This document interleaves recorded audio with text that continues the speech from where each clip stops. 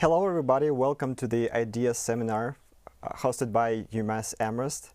This is the event where we typically discuss learning technologies, approaches, and share best practices for designing effective and engaging learning solutions. My name is Slava Yurchenkov, I'm the manager of instructional design, and today I'm going to facilitate this event. This is actually our fifth seminar since we launched them in February 2025, and we're excited to share that we have more than 1,100 registrations, which is really cool. Thank you so much for spending time with us today and sending the questions ahead of the seminar. Please send in the YouTube chat section where you guys come from, why you're excited for the seminar. Today we will be discussing the topic, the power of visuals, how to enhance learning through effective design. The reason we decided to choose this topic is because at UMass Amherst, when we work with faculty members, we noticed that this is the questions that they ask us, how to lay out the content. We also understand that for effective learning solutions, there is a need for a combination of instruction design, graphic design, visual communication, and if it's on the online course, also the user interface. Which means that for instruction design, it's more about the learning objectives, the content, the assessments that you have. For graphic design, is how effectively you use fonts, colors, images, layouts, effects. For visual communication, is that how you effectively communicate the message throughout the screen, throughout your visuals. And for UI, is how it is easy to for students to navigate the content. So if you have to explain how to navigate the course, then something is not right, and we need to fix the main idea of that. So that is why we would like to discuss this topic today. We have really great questions. We would like to discuss how does visual design influence cognitive load, comprehension, and attention. What is the difference between good visual design and bad? How to effectively design slides, infographics, documents, and online courses, as well as how to develop your skills, especially if you're a non-graphic designer. To support me with these questions, we invited four wonderful experts. Kevin McKenna, who is the instructional designer from UMass Amherst. We have Connie Malamed, learning design consultant and founder, Master in Instructional Design. Tim Slade, award-winning instructional designer and e-learning developer, author, and speaker. And Tekam Lee, who is the associate professor of graphic design from Indiana University, Bloomington. I'd like to provide some time for our speakers to briefly share their experience and what they will be focusing on today. And let's start in the order: Kevin, Connie, Tim, and Tekam. Kevin, let's kick us off. Sure. Hi, everyone. Happy to be here today. My name is Kevin McKenna. I'm an instructional designer on the IDEAS team at UMass. Prior to coming to UMass, I have my background in high school education. I was a high school teacher for 7 years, and then 2 years teaching first year college writing. Thank you, Kevin. Connie? Hi everyone, I'm Connie Malamed. I have a background in art education, and I never thought I would use it other than for my own fun. And then suddenly I got turned on to instructional design, and I use it all the time, so it's great. Thank you, Tim. Yeah, well, welcome everybody. So happy to be here. My name is Tim Slade. My background is in criminal justice, where I used to catch shoplifters for a living, and then fell into all of this. And now I work with different clients and different teams to help them be better instructional designers and e-learning developers. Thank you. And Tekam? Hello, everyone. Thank you for joining. I've been teaching graphic design for past 10 years. I trained as a graphic designer, teaching graphic design, but since I have some health issues over decades ago, 10 years ago, and since then I've been working with ceramics and like 3D printing and more like a tactile element on top of the visual stuff. Well, thank you so much. So glad to have all of you here. Thank you for finding time to share your expertise. A few things before we start the seminar. Well, number one is that the seminar is being recorded. So next week we're going to send key takeaways email with the recording to all of you who registered for the event. Number two is that even though we received a lot of questions, feel free to send questions through YouTube chat.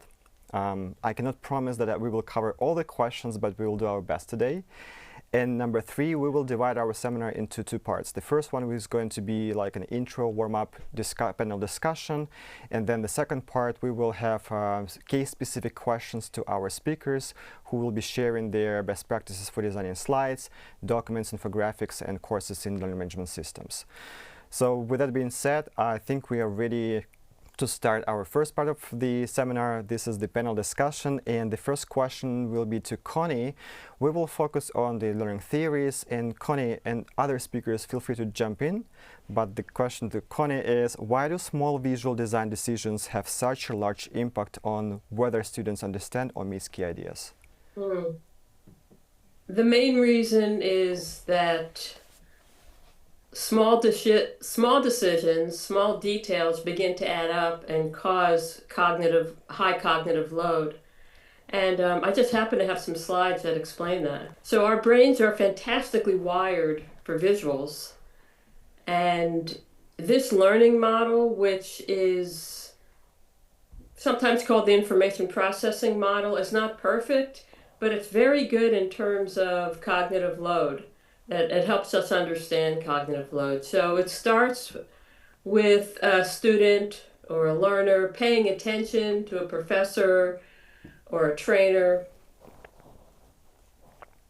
And when they pay attention, when someone pays attention, they take in sensory information that goes into sensory memory. And just a small amount of that, of everything that you see, hear, taste, smell, goes into your sensory memory. The rest is lost.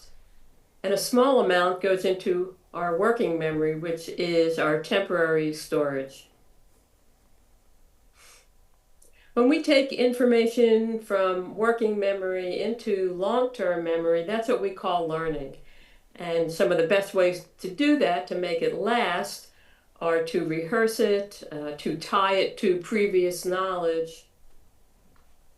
And then when we are given new information, the way we can begin to understand it is by bringing new information, stored information, back into working memory, and that helps us understand things. So long-term memory and working memory are constantly swapping information back and forth.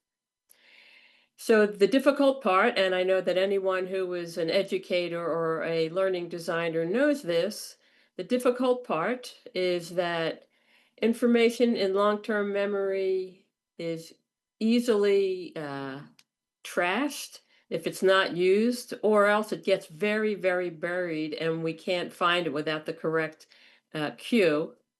And then information in working memory doesn't last very long. So without rehearsal, without transferring it into long-term memory, it typically just gets lost.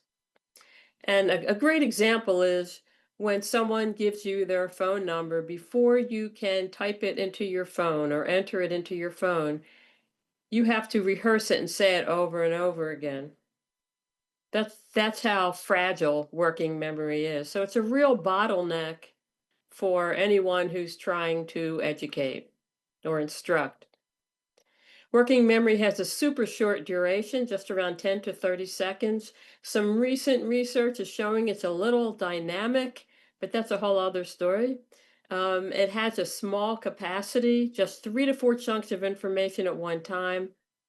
And as soon as our attention shifts, our memory begins to decay immediately. Our working memory begins to decay immediately. So it's very fragile. Cognitive load is the total amount of mental activity imposed on working memory in any one instant. Remember, working memory is temporary, so cognitive load is not bad. That's just the way it is. It's the total amount of mental activity imposed on our temporary storage. However, high cognitive load, when overloaded, learners will fail to understand. So when our working memory is overloaded, people will not be able to understand, and a lot of extraneous cognitive load obstructs learning. So when you think about your typical PowerPoint slide with perhaps 8 to 10 facts and sentences on it, if our working memory can only handle 3 to 4 bits of information or chunks of information, the rest of it is just going to be lost. The interesting thing is that slides are free, so there's no reason to just pack it in like that. There's another phenomenon called processing fluency, and that's the ease with which a person processes information. Now, there was this very interesting exercise, actually a study done on processing fluency. They gave all the subjects an exercise to do at their desk, and they wrote the exercise out in a very difficult to read font. And people just had trouble reading the typeface, so it was not easy to process. It had a low processing fluency. So most of the subjects who were given this exercise said that it would be difficult to do. They didn't think they could fit it into their daily routine at their desk. However, when they were given an exercise with a nice clean typeface that they could read easily and process easily, they thought that they could do it easily and could incorporate it into their everyday life. So the point is, subjects believed the exercises would be easier to do because the text was easier to read. I think this has a lot of implications for anyone who teaches with slides and videos. What you want to shoot for is high processing fluency, which will be something that has a low cognitive load. Here's another processing fluency exercise study. People were asked, are these statements true or false? They were shown this card in low contrast. It was a little bit difficult to read, and most people did not think that those statements were true, but yet, when other subjects were shown the statements in high contrast, they did think that they were true. Subjects believed the facts that were the easiest to read and understand. They thought they were the most credible when they had high processing fluency. Whenever we are creating visuals, we want to always make sure that they have a low cognitive load. And I guess that's what we'll be talking about next. Team, to come, Kevin, is there anything else you want to add? Connie, I was going to ask, you said easy to read font. Is there anything about like what fonts are objectively easy to read versus not easy to read? I have a feeling Taekyam has the answer to that, possibly better than I do. Maybe I can jump in a little bit. Probably there's so many fonts. Like sometimes people compare with the usual color as well. Like there's so many choices simply. In terms of some studies, I don't remember exact source, but some people actually says sans serifs are much easier on their eyes. That's because of we are not just reading the individual letters. Sometimes we see the silhouettes first.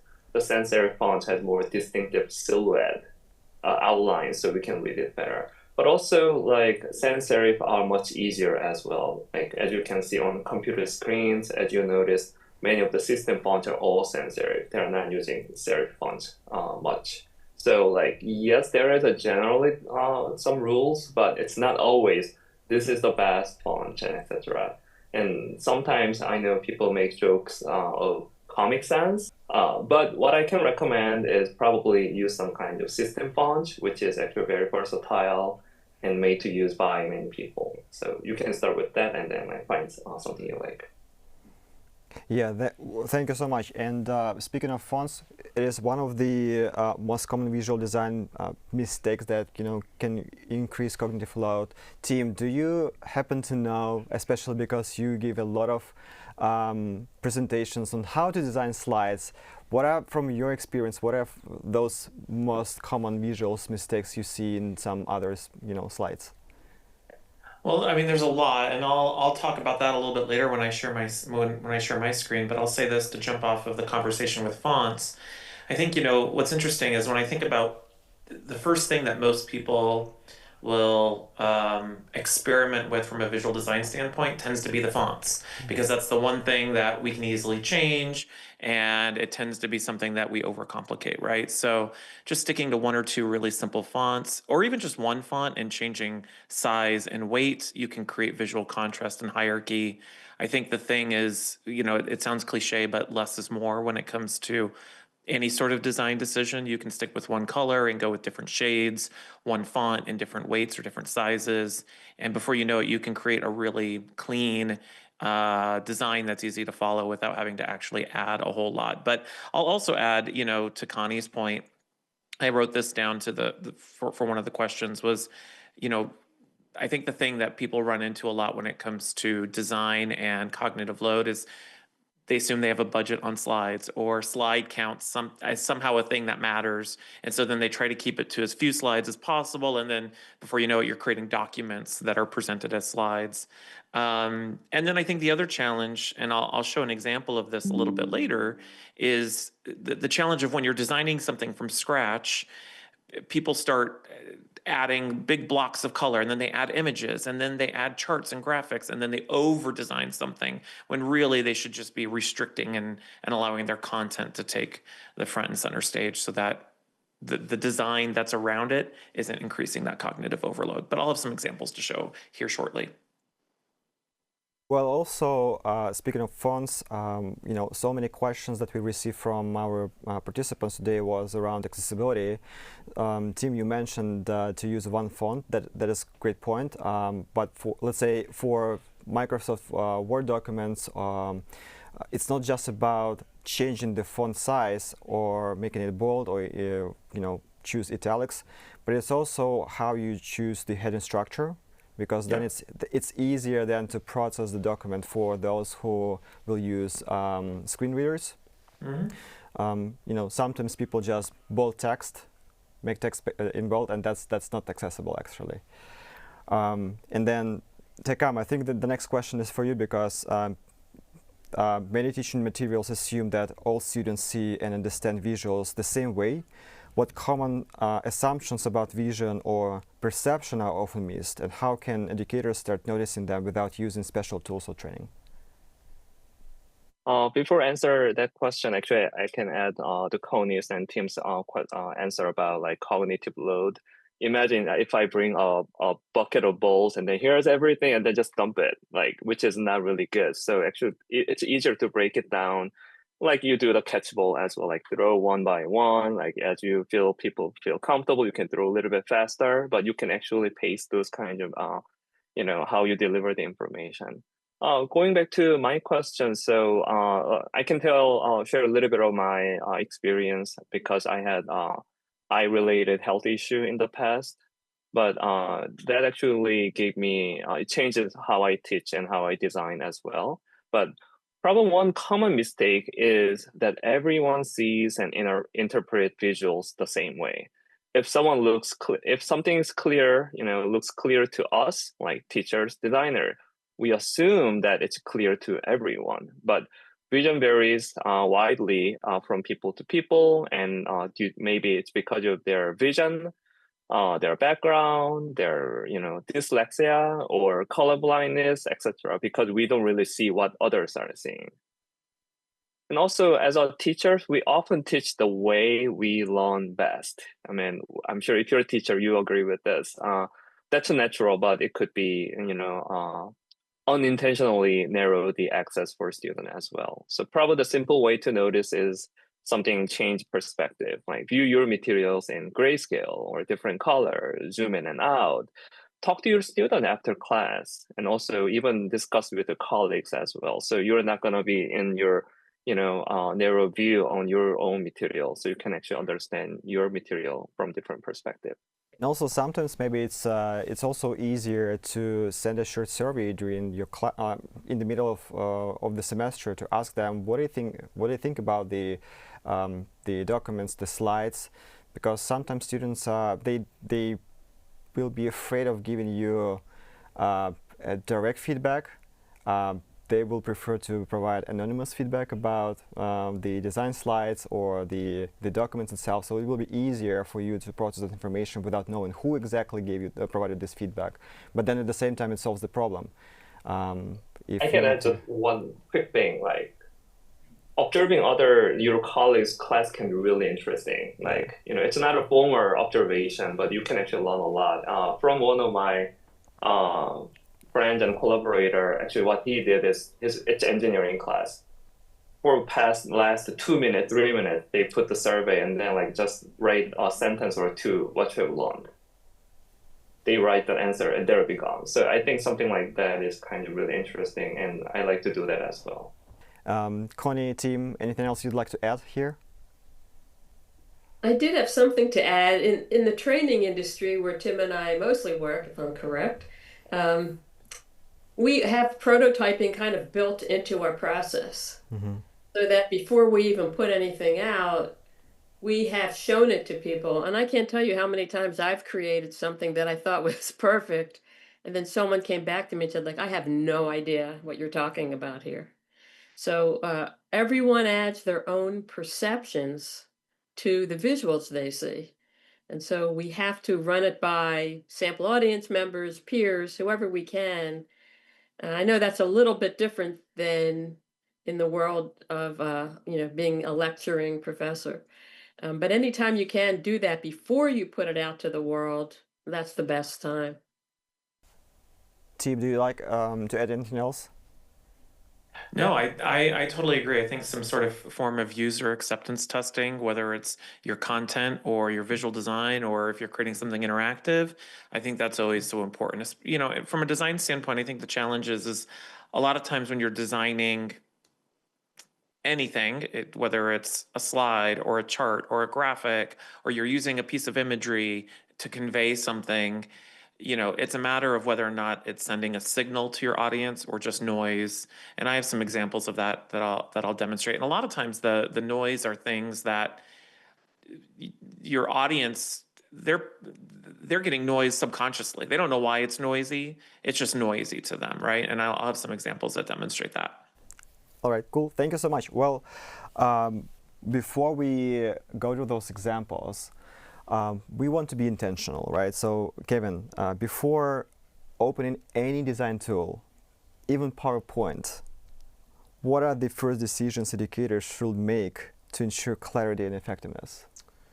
Yeah, I think that's a great question. I think my answer is going to be what I've been telling my writing students for nearly a decade, is whenever working on any artifact, a text, whether it be a piece of writing, a visual artifact, a presentation, I would tell them to think about the genre, the audience, and the purpose. So for genre, think about what the genre conventions are, do some research, see examples of the genre, try to think about what the rules of that genre are. What rules do you want to follow? Which rules do you want to break? Why do you want to break those rules?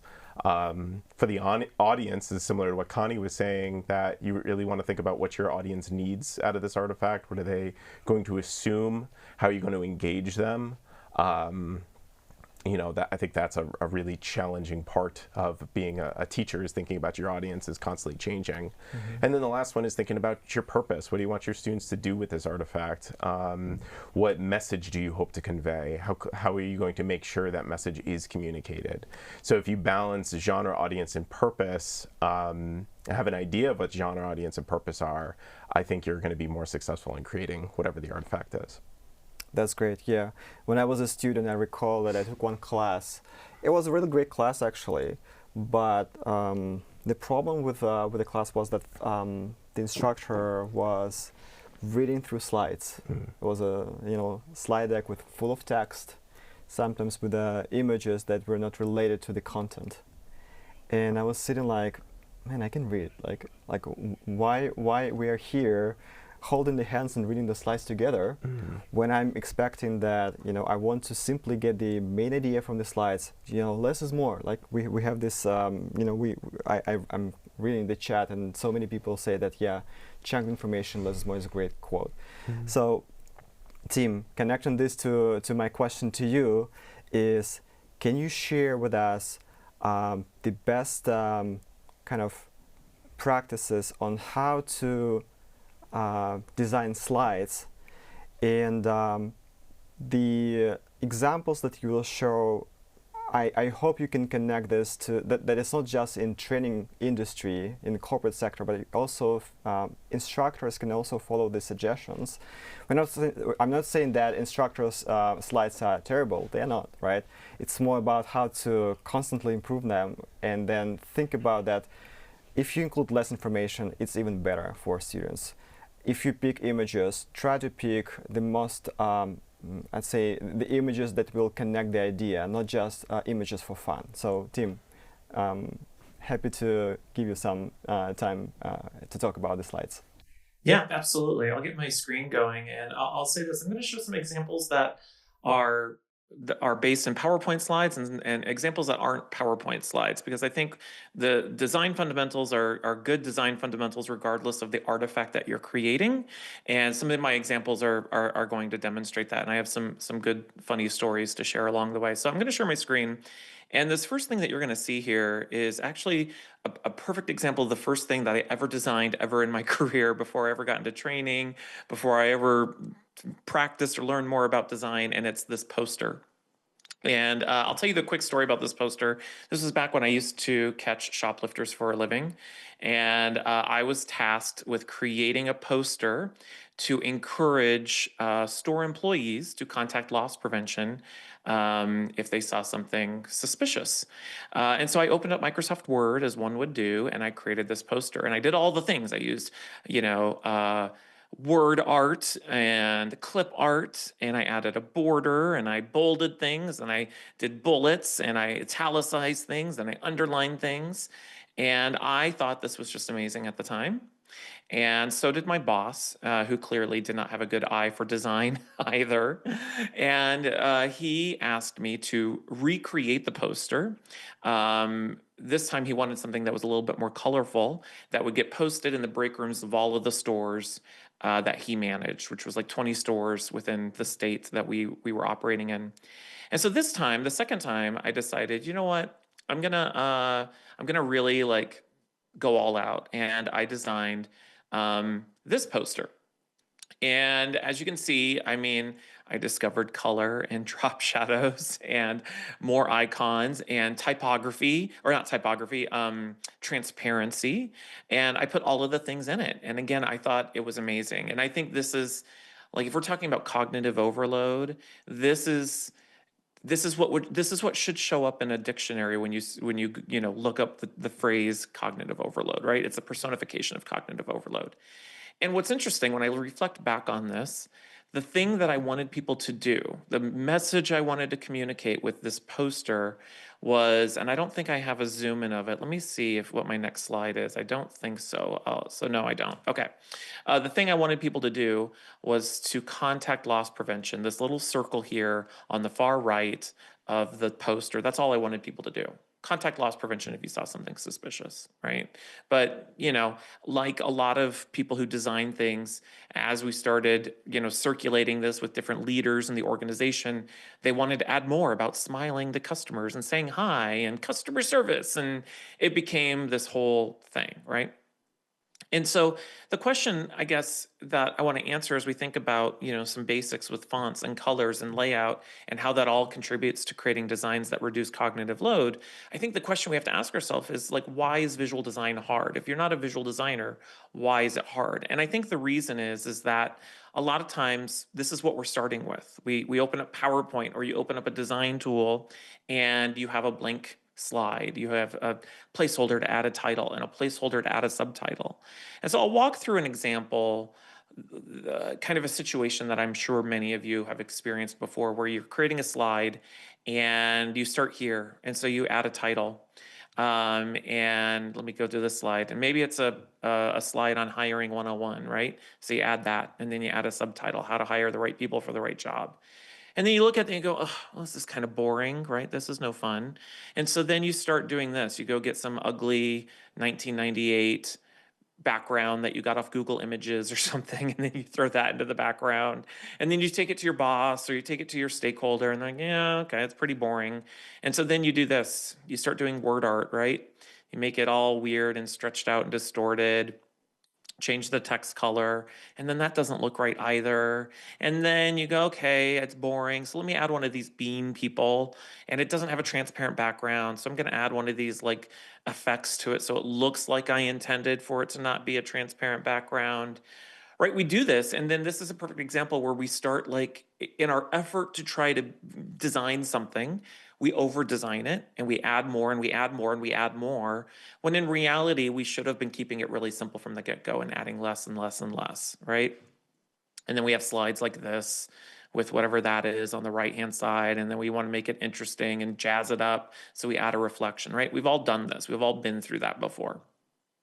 And so when we think about how do you practice good design in your work, and how do you do it in a way that reduces cognitive load, I'm not the person to answer this question. This is a method that I totally came up with, called compositional visual design. When we think about graphic design, like true graphic design, the people who are formally trained and practice it, they're designing things from scratch, and they're using really advanced tools. When it comes to simple stuff like creating a good PowerPoint deck or creating a poster, really what you're doing is you're combining a lot of pre-existing artifacts together into a single design. And I call this compositional design. So it's text, color, imagery, it might be iconography, and then you put that together in a clean layout. And if you look around the world, look online, look at things that you see throughout your life and day, you can start practicing this compositional visual design and start understanding how things are actually created. And the way that you do it is you separate things into their individual components. So here's a great example. This is a slide from an interactive e-learning course. It's a scenario-based slide, right? It's like, how would you respond? A customer calls, da, da, da, da, da, and then we have some responses that the learner can choose from. I think from a design standpoint, when we look at designs like this is a relatively simple design, but this is a good example of it. We look at the whole of it, we look at it as one thing, and we're like, oh gosh, that looks complicated. But when we think about compositional design, if we like break it out into its individual components, you discover how simple it really is. So let's look at the simpleness of the text, the images, the colors, and the layout, and break it out. So what I'm going to do is I'm going to strip away all of the design. So we're back to our blank screen here, right? Well, we'll add the text. So that's just the content, right? Not a whole lot there. And then if we add in some shapes and some layouts, so we have some different fonts, some different font weights. We added some boxes around some of the stuff to contain it and to make, related things be next to one another. And then we add some colors, right? We have what? We have two main colors, the teal, the blue. Then we have a very subtle gray and white, and then black. A couple of really simple colors. It's not a lot of color. It's simple, colors here and there. And then we add in some imagery, and we have the complete design. And so this idea of compositional design is just breaking things up into their individual components and recognizing how simple the design actually is. And most of it is just really clean layout and really good use of hierarchy and a really, really restrained use in colors or graphics. And this is a perfect example where, and I see this all the time when people are designing things from scratch, is they over design with big swaths of color, and then what the things that they want their learner or their audience to focus in on just kind of blends into it, right? And so when we look at this, our eye immediately goes to that text at the top, how would you respond? And then our two characters, which are the central part of this scenario-based question and this interaction, they're front and center. Our eyes immediately go to the things that are highlighted, the things that are prominent on the screen, right? And again, it's just simple images, text, colors brought together in a clean layout. And I was talking about this earlier when we were talking about cognitive load, and I mentioned to Connie, it's about the signal versus noise. This is another thing I encourage you all to practice in your day-to-day lives, because this is going to help you build and strengthen that muscle that's in your brain or in your eye for design. Because good design is something that you don't regularly see. It just exists. You don't even notice the design because it's so well designed. But if you want to be a better designer, you have to start paying attention to how things are designed. And this comes to what's called the signal versus noise test. So anything you look at in the world, a billboard, a poster, ask yourself, like, what is the signal and what is the noise? And I'll show you some really quick examples. I'll put these out here and I'll go through them and I'll ask some questions rhetorically. As we look at this design, if we think about a signal versus noise test, well, first off, like there's way too much going on here. But when we talk about like what is the source of the noise, what you have to really pay attention to are what are the subtle things that your subconscious mind is trying to figure out, like what is it what's distracting me here? I'll give you a good example. Like what are these things, these little like icons on the screen when these circles, they look like little people or little aliens? I don't know. Is this orange thing down here a button? I'm not sure. Why does the circle, like no matter which way I go on the circle, it comes back to the same multi-trillion what? Who knows, right? Those are all things that are contributing to the noise in this graphic. Here's another great example. This is, I assume it's a PowerPoint slide. Meeting today's security demands, 80% of organizations were breached in 2011.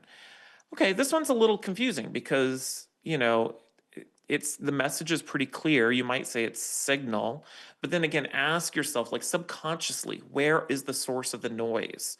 I'll give you a couple of examples. Every time I show this slide, I always ask people like, well, what is this thing over here? Is this a building? Is it a remote control? Is it an airline seating chart? Those are things that are creating noise subconsciously in your audience's mind, and then that is increasing cognitive load. The other thing too about this slide that I see a lot is down here, we have this icon. This is a perfect example where whoever designed this slide, they had some white space here. And people are really uncomfortable with white space. And so what they do is then they start throwing these things on here as decorative embellishments because they need to fill the space, right? When in reality, probably what they should have done is just balanced out this text, this 80% in this text, and brought that more to the center, right? We didn't need to embellish with this. Why is that there? Is that a button? Who knows, right? This one, this is a perfect example of just all noise. I don't know why. Are these the Chilean mountains? Who knows?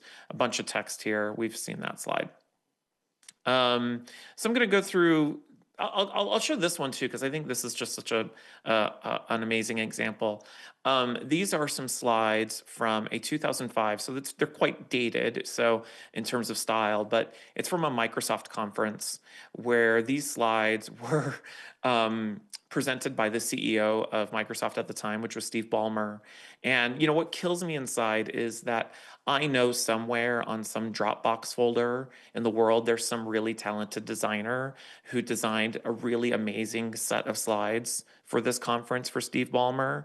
And through the iterative process and through the editing process, they kind of got beaten into whatever the heck this is with the stars and this stuff in the background. It's all noise. So there's a lot of other examples I can go through about signal versus noise, but I'll end with this and then I'll pass it back to you, Slava.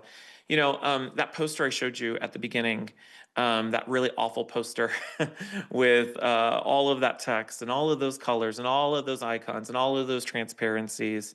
I had the opportunity a few years after I designed that original poster that you see here on the left, which is just awful. I had the opportunity to completely redesign that poster. And this is after I had the opportunity to learn how to design better and improve my design skills. And the version that I created the new version is on the right here. And you can see here, it really strips away a lot of that excess content. It sticks to one color, that blue color. We have some simple iconography to go with each item, some simple text, and again, some simple headings. And it's a great example of low cognitive load, right?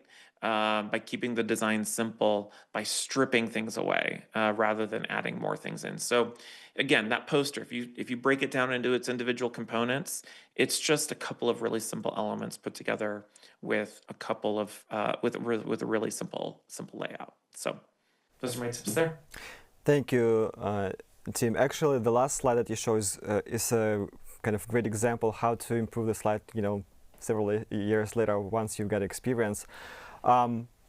quick follow-up question for you. Imagine that you like work with faculty member who designs slides for who teaches a class every year, and they just finish reviewing the seminar with all these best practices that you shared. Can you share 1 to 2 visual improvements that they can incorporate into their materials now after they saw your presentation? Yeah, well, I'll give some big idea tips and then some tactical tips. I mean, I think the big idea that I want everyone to understand is that visual design, just like any other skill, is a muscle that you have to exercise. You have to make an effort to practice visual design every time you create something. And I know it's easy to want to find the quick and easy use template and throw it in there. And templates can be very helpful, but design takes practice. And you can have the most beautiful template and still ruin it by just shoving a bunch of bullet points on there. So a couple of quick things. Use your slides. A great quote from Nancy Duarte, and she owns a presentation company in Silicon Valley, and she has a great book called Slideology. Nancy Duarte always tells people, use your slides to help your audience see what you're trying to say. And so whenever I'm designing slides, I'm always thinking about how can I better visualize the concept that I'm talking about. And that might be something simple like taking a list of bullet points and thinking about how can I pair each bullet point with a meaningful icon or a meaningful graphic. Those are simple things that convert slides from being just boring lists, boring bullet points, to something that helps your learners see what you're trying to say. The other thing I would encourage faculty to do is don't think of your slides as a teleprompter or a mnemonic device. The purpose of your slides, again, to help your learners see what it is you're trying to say. And so if you're adding a bunch of text onto your slide, that's usually an indicator that you should probably move all of that to your notes section and then start figuring out, well, what can I put here to visualize what it is that I'm talking about? And I think that also means that not everything you say needs to be represented on a slide. You can have slides for the things that you need to visualize and demonstrate. And then other things can just be you talking to your audience. Not everything has to be a slide that your learners has to see. So those are some tips that I would give. Can you also tell us how, when you design slides, how you ensure that they are accessible? Because we had so many questions from our participants about accessibility in PowerPoint, and we all know that all these tools, they have accessibility checkers, but sometimes they don't really work fine. So what do you do to make sure that the slide's accessible? Well, it depends on how my audience is going to be consuming that slide. So if it's something that I'm presenting live to my audience, the things that are most critical to me is going to be things like color contrast.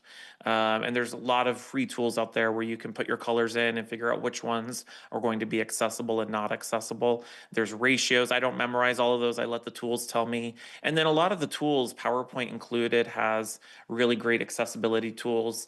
PowerPoint even has, for example, if I do this when I go speak at conferences or I'm speaking and lecturing in large rooms. PowerPoint has the option to turn on subtitles, and it'll listen to your voice and put those on the screen. And then if I'm creating something that I'm going to be distributing and needs to be accessible, then that's where I'm going to be looking at the hierarchy of the text headings, as you mentioned earlier, so that screen readers understand, hey, I'm going to read the H1 heading first, H2, and so forth and so on. Now let's move to another topic, is how to design effective infographics. Connie, this is the question for you. Can you share or can you walk us through your process of ensuring that infographic is optimized for learning and will avoid a high cognitive load? Okay. Infographics are really tricky, and I think the same principles that we've been discussing so far apply. But there's also something special about the way humans perceive numbers, the way they perceive surface areas. So we mostly think in terms of comparisons. So infographics such as bar graphs, vertical is those are one of the best and easiest for people to understand. Pie charts are difficult because if you think about whether you could estimate the slice of, a pie in a pie chart, that would be very difficult to estimate because people are not very good at figuring out area on a surface. So anything that replicates the physical world, like height, is great for an infographic. But then back to the original design principles, I'm always looking to make sure that they are uncluttered.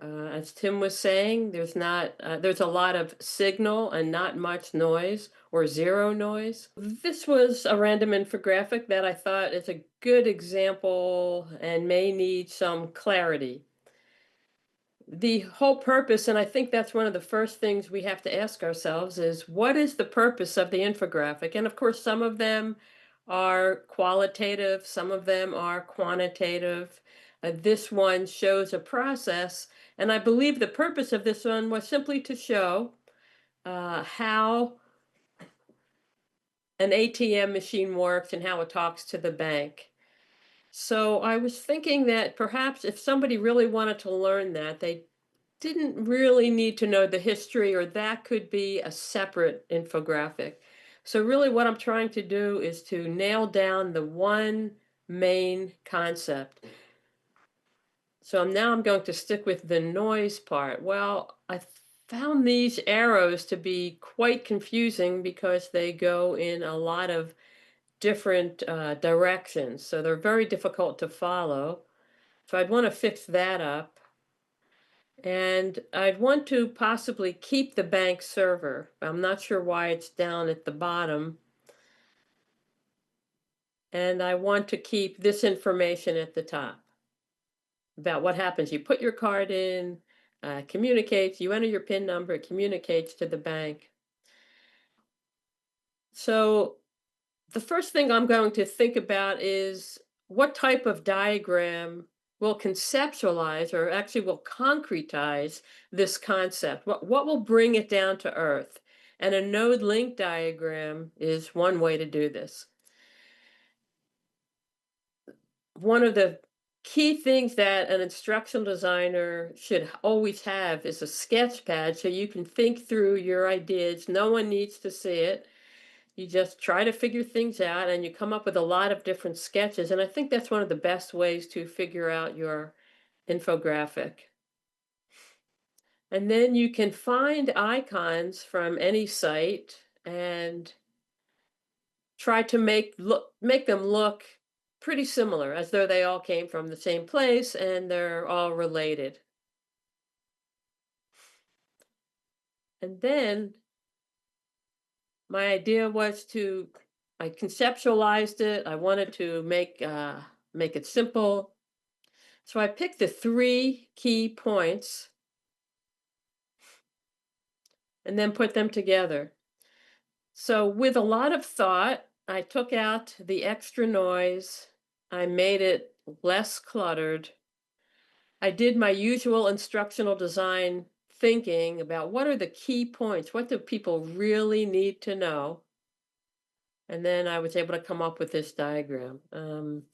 So it came down to knowing what you want to teach, having a goal, using the minimal amount of information as possible, using graphics that are simple yet represent the concepts, and making sure that things are uncluttered. And one of the most wonderful symbols that we have in our visual vocabulary are arrows. And anytime you can use an arrow to help explain a process, I recommend it. And the other thing that really helps the visual hierarchy is using numbers. It's very difficult for people to ignore numbers. They are pounded into our head from the time we're very, very young. So if you feel like your visual hierarchy isn't right, you can always try numbers when you're talking about a process. That is actually really helpful, and thank you, Connie. What I like from your presentation is that you also followed the principle that Tim just shared, the compositional visual design principle. And there is a comment here. I like the idea of having a sketch pad to try and visualize what you're saying before. creating the infographic. So yeah, I mean, in corporate sector and also in higher education, before you design your slides, try to sketch them, right? Try to see what is noise, what is not the noise, right? So, and then after that, you know, follow the visual design principles. Try to stick to one font. Try to make sure that you have consistent colors and icons, and this way it will be easier to design both slides and infographics. For the follow-up question, Connie, I have for you, it was the same as I asked to Tim. Any suggestions on how to ensure that your infographics are accessible? Right. Infographics, unfortunately, are one of the most difficult things to make accessible. I mean, you can do it, and there is a process. It should have two parts. In the alt text, you want to say, this is a bar graph about college prices, college tuition. The long description is, you know, is here. Well, and you would have a link to the long description. And then in the long description, you want to give people who don't have access visually to your infographic the exact same information. So in your long description, then you need to say specifically what was in each table or what was in each bar chart or what was in the process. So there are two parts to making an infographic accessible. And some people probably won't even use infographics because it can be so difficult to make them accessible to everyone. But there is a way that you can do that. I would say if the amount of information is just going to be overwhelming, then it probably isn't worth it. Yep, I agree with you. Thank you so much. Well, Yeah. let's move from PowerPoints, slides, and infographics to handouts and documents. That I know that a lot of faculty members, a lot of trainers, they create handouts, and Tekam has a really great expertise on how to lay out these documents. And Tekam, if you also can spend some time and tell us about the typography, share some examples how you design documents for your students. And I also know that you will be sharing some examples, some templates with our audience today. Okay. So hello everyone. Thank you for joining today. My name is Taegyam. In Korean, Lee Taegyam, and I'm teaching graphic design at Indiana University. I'm formally trained as a graphic designer. However, this is not a design class, and I only have 10 minutes. And to be honest, I won't make you a designer in 10 minutes. So, but I can share a few design habits, and that make teaching clear and kind. So first of all, the 5 design lessons. First one, actually there's some overlap between what Tim says as well. So student read course materials, not just student, any audiences and readers. Read course material or anything designed material by scanning first. A clear layout reduces confusion and anxiety. So design the structure first. Even you can start with the plain text and try not to put always remember that the content drives design, not the other way around. And you can actually create a flow of information, like for example, A to B to C, etc. And add the styles, any design elements like colors and images later and as necessary. In terms of hierarchy, hierarchy tells the readers where to start, what to focus on, and what they can skim. We can count 1 to 3 easily, but if there are more than 3, it might feel like many or several. So when you create the hierarchy, try to stick to like 1 to 3, and as necessary, you can add more, but try to minimize it. And use the Z-shape reading pattern. That's kind of what you do when you read, and when you read any materials or when you scan pages. Too much color compared with content. Consider always contrast first, and then like color is like a seasoning, so like don't overuse it. And also, even use fewer colors. 1 to 3 might be good, not including black. Actually, black is a color as well. And white is also color too, technically. Subtle color is okay, and it does not have to be always vibrant, like yellow, like highlighters and etc. You can use subtle colors. And even don't forget that you don't have to use colors, especially when you're designing something for print. You don't have to use colors. And actually, one of my colleagues said in his class years ago, the color is a tactic, not a gimmick. And typography is it's actually voice. It sets the tone of materials and learning. And you can consider typography as a kind of right costume for your content. If you go to a party or family dinner or a class, you dress up differently. So that is also important. And also there's no physical voice, but when you can feel the voice in the written text. So pick a font with the resonate with the content. If you're not really sure, like start with the system font if that is available. But as you develop, your color, like your color palette, if you have a font, you can use those. No need to use more than 2 fonts, or sometimes just 1 font with different styles will be sufficient. Often there is some misunderstanding about the legibility and readability. Legibility is about can you recognize individual letters? And the readability is really about the overall comprehension or overall the reading experience of the written text. Altogether, actually consistency is kindness. Consistency is not actually boring, like as Tim mentioned and also Connie as well. If you keep adding the new element to make it less boring, more interesting, actually that is not really helping you to make a better design. Actually, the consistency lowers cognitive load and build trust. So you can create a system for learners and also teachers yourself and improve it. And don't overuse design elements. I mean, we keep talking about the same thing over and over again. Here's one analogy. Do you remember when you rent a car and drive it? It's different from your car, and oh, it's not here. This is not there. You just need the time to get adjusted. So consistency is good, but definitely break the rules for extra impact. And here are some examples of worksheet and handouts. And as a design faculty, I have made many handouts for my class, workshops, and etc.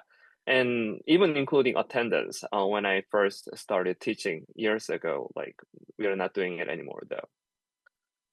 As I formally trained as a designer, graphic designer, I just wanted to know what people are creating and sharing it. I did a quick search on Google and find some materials and handout.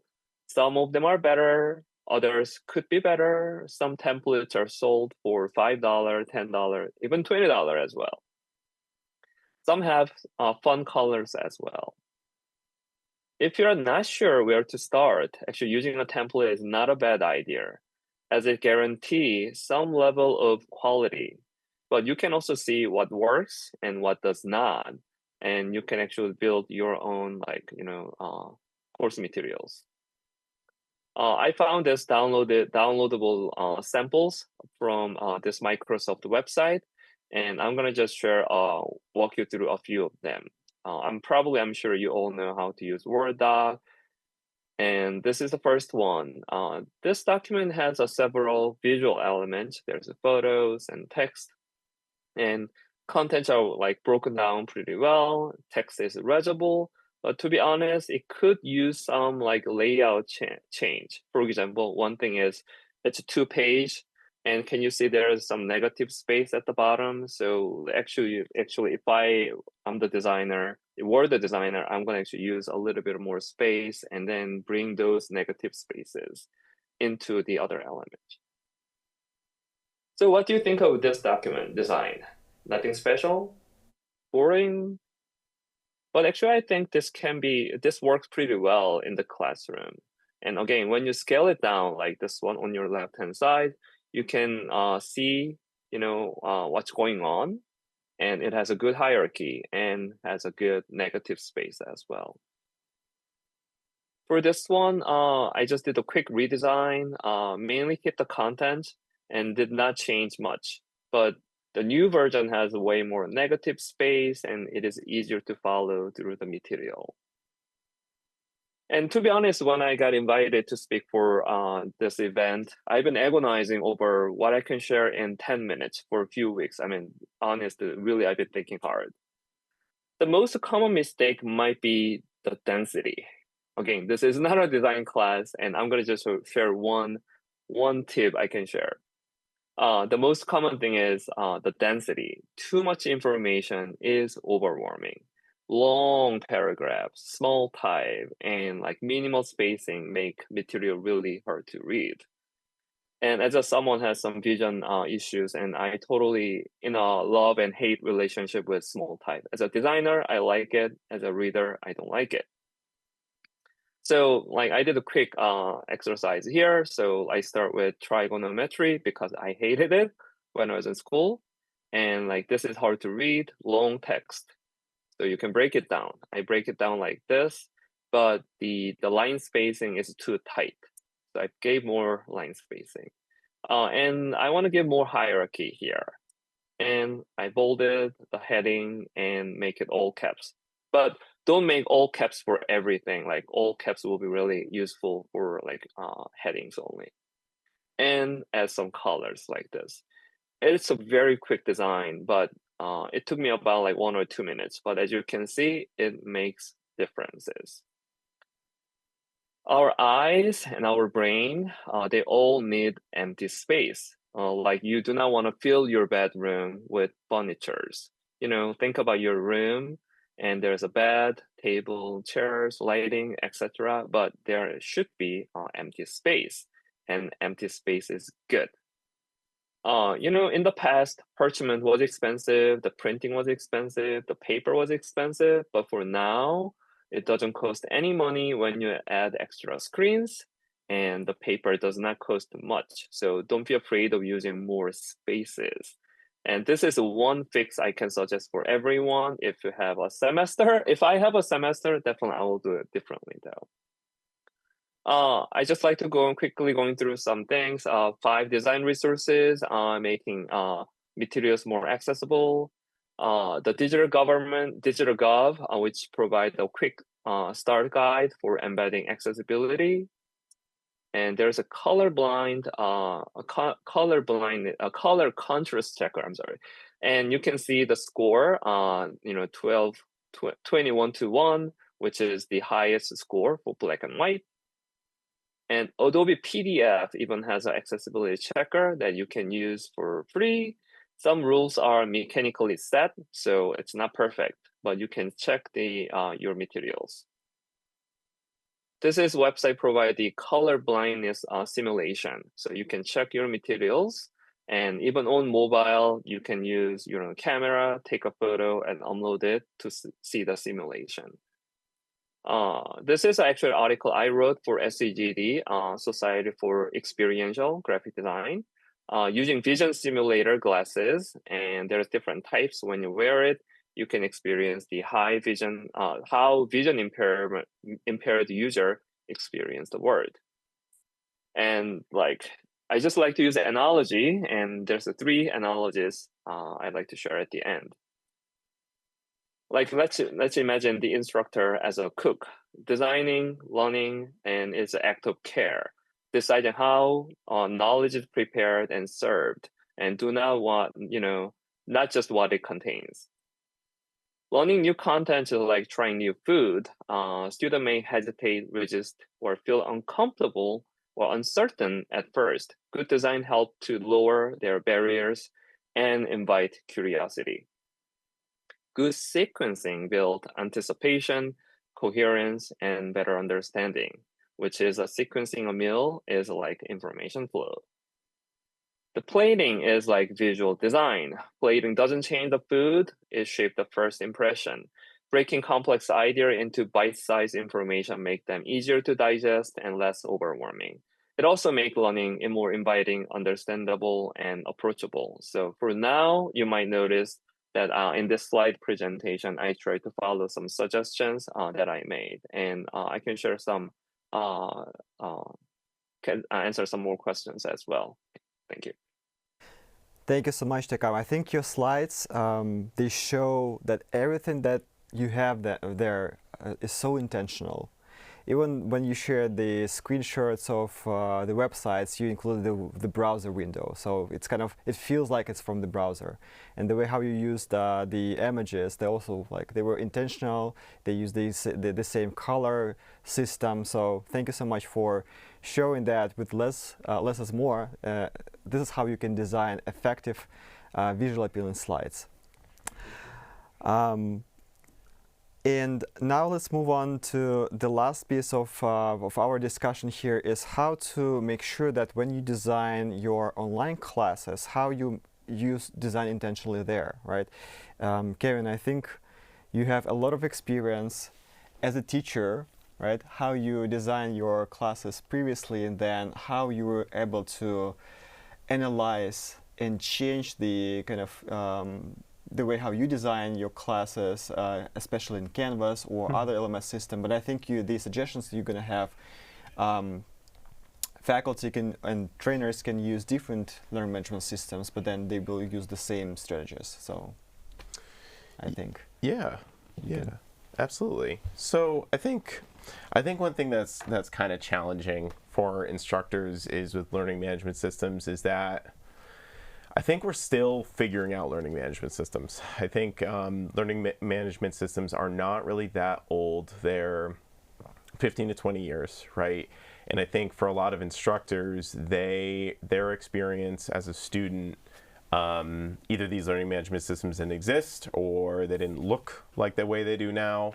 And there's not a lot of there weren't a lot of models for how this was supposed to look like or should look like, could look like. And I think that creates a challenge with instructors with using learning management systems. So at UMass, we use Canvas. Canvas is a very popular learning management system. It has a lot of different functionality, tools, customization options in it. However, what we usually see when instructors use Canvas is that the course turns into what we call a digital filing cabinet. It's just a list of different resources, links to different web pages, links to articles, things like that. And sometimes they're organized by module, as the picture is shown here, sometimes not. Sometimes there's embedded activities and assessments within the list of content, sometimes not. I think that the challenge is when there is the digital filing cabinet approach is there's no glue to the class. There's no context. These resources can be excellent resources, but I think when your course online is just a series of links that go other places, it's really lacking that clear user journey. And I think that can have a real negative experience on students. What ends up happening, unfortunately, is that students, you may have everything out in Canvas, but they still will rely on their instructors to make sense of what's there, to interpret it, to figure out how they should navigate in what order they should navigate it. So it's really getting in the way of student ownership. It's getting in the way of autonomy and any ability for students to plan ahead, which is kind of what one of the things we should be aiming for here in higher education. So I see this as a missed opportunity, really. I see learning management systems as an opportunity to develop these design strategies and to use them to really elevate the student experience. I know from my experience, I think this is the case, that I also fell into this trap of using the digital filing cabinet. So last year, for the past couple of years, I was teaching first year writing at a local college, and I was given access to a learning management system that I had never used before. And it was an in-person class. So I made really good handouts. I made really, really beautiful handouts. I would use Google Docs for everything. And what would end up happening is I would link everything out to Google Docs, to Google Sheets, to Google Calendars. I was essentially making my own systems when all that functionality was baked into the LMS, right? So I think in a way I was doing a disservice to my students, because they, as a first year instructor, I should have been teaching them about how this LMS works, and I really wasn't. I was adding a friction to it. And on top of that, I was, even with all the stuff that I was adding, it was confusing, and it was making students essentially still need to go to me to ask for questions. This became even more challenging when students were absent, which happens, right? So I think it kind of was an eye-opening experience that I had a lot to learn in instructional design, and that I should really be taking advantage of how I design learning management systems. So, over the past year, I've worked on Slava's team, worked as instructional designer at UMass, and there's a lot I've learned about how I would change my approach to how I design materials in the class, and how I would maybe take advantage of Canvas moving forward. So what I've prepared here are kind of before and afters of my materials, and I don't think what I had before was bad in any way, but I think I just could have taken advantage of what the LMS has to offer. So here's an example. This is an assignment I've done for years. It's called an iSearch. It's an extended research paper that includes like a personal narrative component to it. And I made this handout, and I'm real proud of this handout. I'd make really pretty handouts, and I'd have a consistent design language throughout all my handouts. They all kind of look like this, similar fonts and colors. But there's so much I needed to include within the assignment sheet, right? I think this is interesting when Tim earlier was bringing up the signal versus noise, and I think that's something I struggle with as a teacher, that there's so much I need to fit in. So on this iSearch assignment sheet, I would want to include contextual learning. I'd want to do chunking. I want links to external resources and outlines. I want tips from me. I'd want a list of past topics, student exemplars, rubrics, a calendar. It's just so much that this assignment sheet ended up becoming 5 or 6 pages. And at that point, it's not really about communicating what the task is that I want students to do. It's becoming a reading comprehension exercise, right? So I think for me, the challenge was, how could I improve this assignment sheet to make it hit all these things that I needed it to hit, add these resources, and still be easy to navigate in a way. So for my update to Canvas, the one simple thing that I would do, and I know you can't see the whole thing here, it'd be big on Canvas, but first thing I would do is, this is a major research project, I would chunk it into 4 separate Canvas assignments. So there's usually 4 components of the iSearch. There's the introduction, there's the literature review, there's a conclusion, and there's a separate presentation component. So I would first chunk it and have the first one be the iSearch introduction, have a due date for that so I can give feedback on that early on, show the grade weight and everything for that. I would, on this assignment page in Canvas, I'd make sure I have my links to the resources, I'd have the rubric. I made like a banner at the top through pretty simple HTML that anybody could do, especially with AI tools the way they are. You can make pretty simple designs on Canvas using HTML with the major informations highlighted. I think another big thing that I would do here is having an assignment summary video, having me tell students what the assignment's all about. And these videos, these overview videos, are very common in asynchronous learning. We see welcome videos, module overview videos are very common, but I think I would even use it in in-person teaching. I think having a video of me explaining the assignment would be something that I would probably add for the iSearch in Canvas. So that's the first example. Another, this was a discussion that I used to do. So there's this article, The Meaning of Serena Williams. It was a New York Times piece. And I'd have students read it the night before. So I would make sure that I would give them reading cues. These are the things that I want them to look for while they're reading the piece.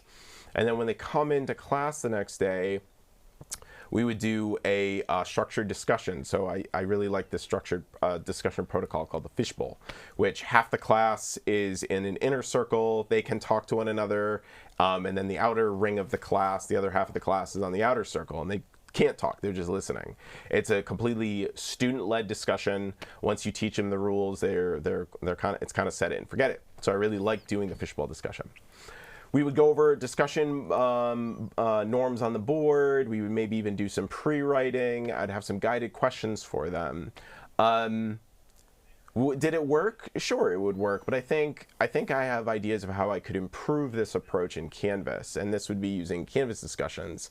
So I can now make a separate page in Canvas that's a Canvas discussion. I can add my contextual learning in there. Why are we doing this? Oh yeah, it's related to a rhetorical analysis unit. I can embed those discussion norms into Canvas. I can have the clear expectations for my posts and responses in Canvas. I can have staggered due dates for the posts and responses, things like that. I could also add an optional video for, to add additional context about Serena Williams, because some of my students didn't know who she was. I can have an embedded rubric built in there, which is amazing. And then two other things I would think about doing for the Canvas discussion is group discussions have become really popular. Like, students might be more willing to participate in a discussion if it's a group of 4 or 5 students rather than the entire class. So I'd probably think about doing group discussions for this. And then another thing just that's becoming very popular is the option for a video response for the discussion. And maybe I wouldn't do this for every discussion, but I think we're reading a lot about offering alternative means of expression for students that you might get more buy-in if you were to do that kind of approach. So I think in the future, maybe I would do this as a Canvas discussion for this specific article. And then in the future, after that, maybe a couple weeks later, I would then try that fishbowl discussion, essentially turn this into a scaffold, have that fishbowl discussion about something that's a little more higher level. That's how I'd redesign that one. And then the last one is a classic lesson. So I've been teaching rhetorical appeals for a decade now. The idea of appealing to a person's emotion, appealing to a person's logic, or appealing to a person's credibility to persuade them. I have a traditional Google slide presentation that I would give to students with clear objectives. It'd be chunked into the 3 topics, and I'd have a series of images, videos, text examples to demonstrate these rhetorical appeals, when emotion's being used, when logic's being used, things like that. I used to do a pretty simple active learning kind of activity where I'd give students these cards. There'd be a blue card for logos, red card for pathos, green card for ethos, and I'd show them an advertisement and they'd have to hold up which one it is. What example is this? After we did that lesson, then I'd try to get them into groups and we do an applied practice on an article, see if we could actually do some rhetorical analysis on that article. So yeah, I think this works. However, I think something I would consider for the future by using Canvas is one thing I found is that we often didn't have time for that applied practice. So I think instead of doing the lesson in person, I would probably make a Canvas page out of it. I would do a flipped classroom approach. So I would turn this lesson into homework. That way students can learn at their own pace. They now have this resource they can go back to. I can use embedded multimedia and text examples within this page to make it easy for students to see. I can organize it in a way using colors or blocks or things like that to show what's pathos, what's logos, what's ethos. And then I'd probably follow this up with a low stakes quiz to check for understanding, something like that. All this can be done outside of class. And then when we come into class, we could really spend our time doing that applied practice, which is most important. So yeah, I think there's a few different things that maybe steering away from visual design strategies and going into pedagogical design strategies. But I think there's a lot that teachers can do to take advantage of learning management systems to make their material more approachable and to help build that autonomy that's so important in what we do. That's great, Kevin. Thanks.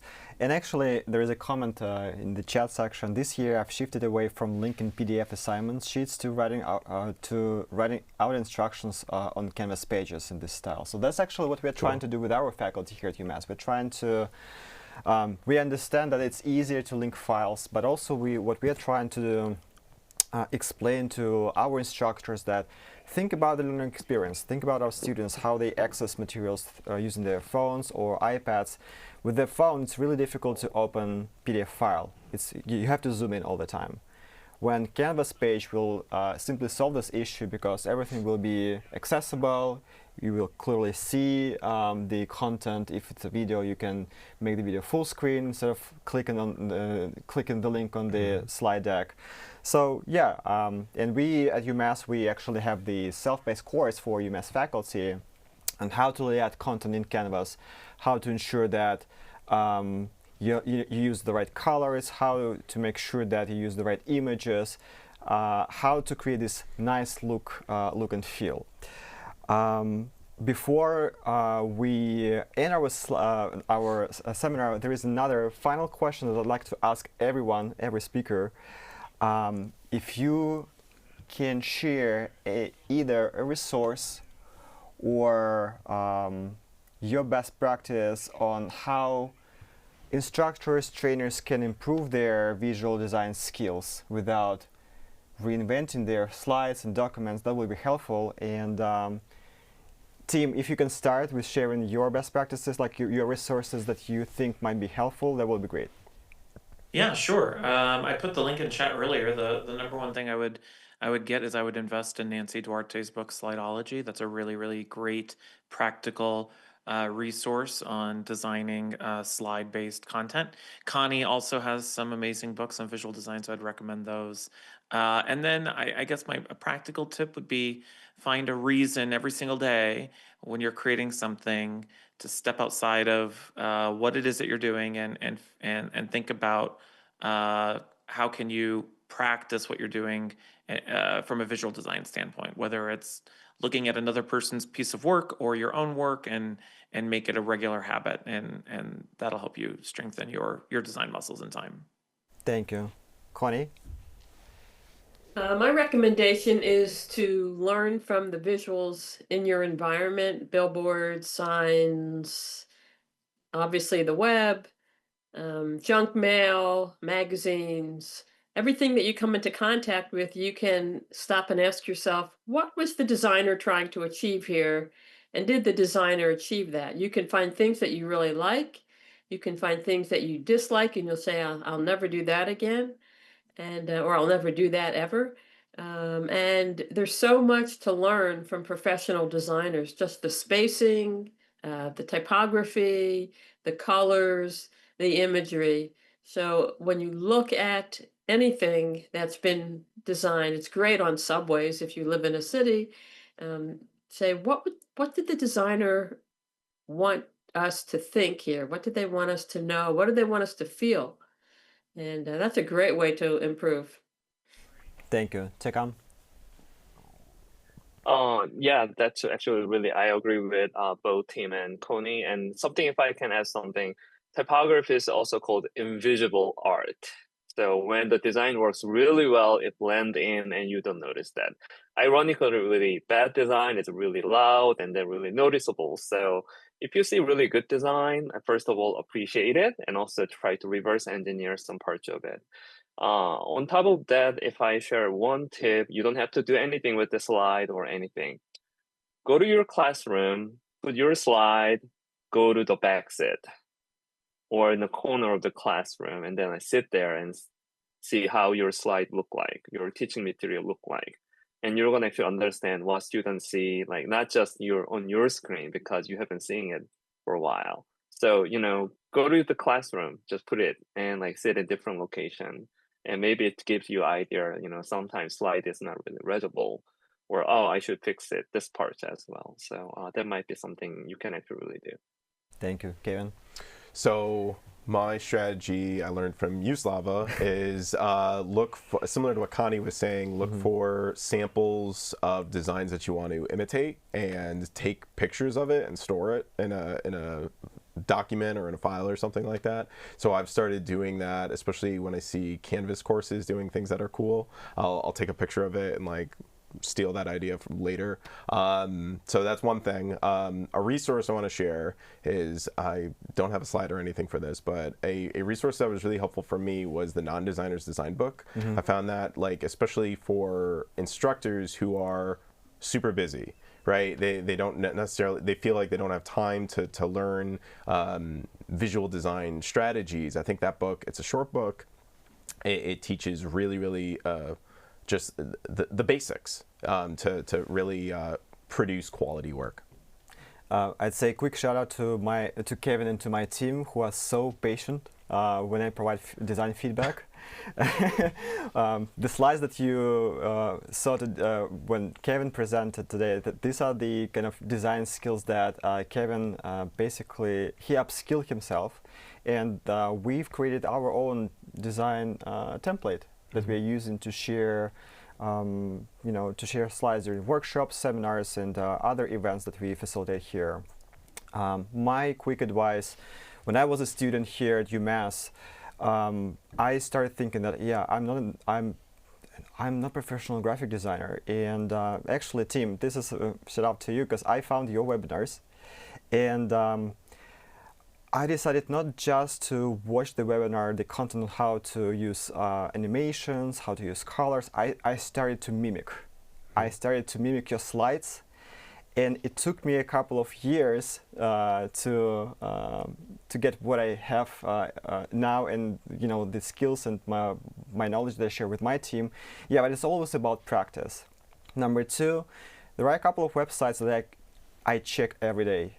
Apple.com, Google, they always facilitate special events, and I'm trying to check their slide decks, and I also try to copy their animations, the way how they lay out the content, and this helps a lot. So by practicing this, you will then develop that skill to see what is beautiful layout, what is not a beautiful layout. So kind of these are my suggestions for you. What we would like to ask you to do now is, we'd like to ask for your feedback. So we will show you the slide now with a QR code, or there is a link under the QR code. If you can either scan this QR code or enter the code in your browser, it will be extremely helpful for us to know what do you think about the content of the seminar. Is there anything else you'd like us to improve? Because we always read feedback and we improve the seminar from event to event. It's only seminar number 5, but we believe we're going to have more. So help us to understand what needs to be improved. The second thing that I'd like to show before we finish the seminar is, we actually have a free online course, Accessible U course, that actually shows best design practices, especially for faculty who design courses in Canvas, and also at the same time we'd like to make sure that we develop accessible content. So throughout the course, which is free, which is available not only for UMass faculty but for everyone who is interested in the topic, you will be able to see the design choices that we made, and also a lot of suggestions on how to design courses in Canvas and how to make the content accessible. So also use the QR code. There is a link. We will do our best. We will send this link in our key takeaways email next week, but if you want to take a look now, feel free to scan the QR code. And we have a really great product, we call it Tech Ideas Digest, where we share a lot of trends, we share best practices and trends, and we will actually launch a few articles about how to effectively how to use those best practices discussed today during the seminar, and we will develop articles on best design principles. So also feel free to access Tech Ideas Digest. You can subscribe and receive monthly emails from us with the updates in Tech Ideas Digest. I think that's everything we have. If you'd like, I can show the feedback slide again if you want to scan the code again. And I know that you have a link in the YouTube chat section. But that's, I think, it for today. Thank you so much for spending time with us, and we'll see you next time.